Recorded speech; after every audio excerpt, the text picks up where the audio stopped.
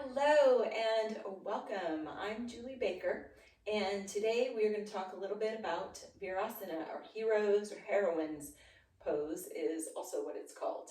And this one is great for opening the fronts of those shins, lengthening and stretching in there. It's also good for strengthening the quadriceps. Um, One thing you want to be aware of is how your knees feel in this pose. It can be a little intense on the knees. So if it's too much, don't do it. We don't need to cause any more distress. But if it is something, if you are a runner, if you are active, if you feel that tightness in the fronts of the shins, or you need some relief in your arches in your feet, this is a great way to kind of roll all that into one and get that relief. In the position I'm sitting on a yoga block, and I have it going sideways so I can get both of my sit bones on the block for support.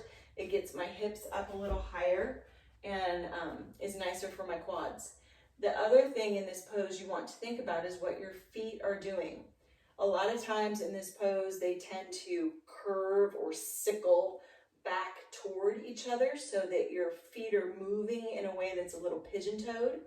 You want to think about sitting straight and tall and having your heels move a little toward the block or towards your hips, and then your feet, all 10 toes, imagine that they are moving straight back. So you are reaching with your pinky toe in the same way that you are reaching with your big toe, activating those feet, activating the arches in the feet, and allowing them to work and getting that stretch in the front. A trick for getting into this pose is when you are on your hands and knees, take your thumbs and tuck them right behind the knee at the top of your calf on both sides. Press down and push the thumbs back toward your feet, and then slide the hands out.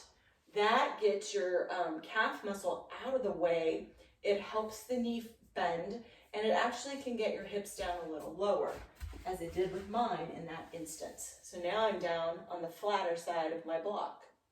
That's one way to modify the pose. Only come down as low as is what you can do to maintain your feet.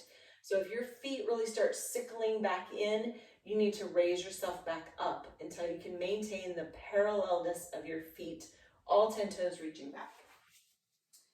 Another option in this pose is taking a blanket or a beach towel, roll it up, and then let your ankles be supported by that blanket, and then have a seat back.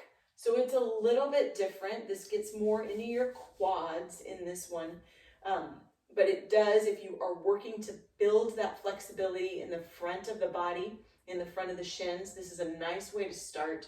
Get your ankles a little bit awake. It gives them a break, but it tells them, okay, we're going to need you to work here a little bit, get used to moving in a different way.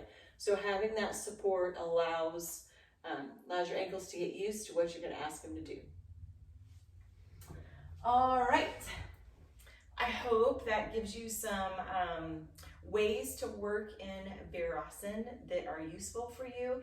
It's a great pose for helping to work through and even prevent shin splints.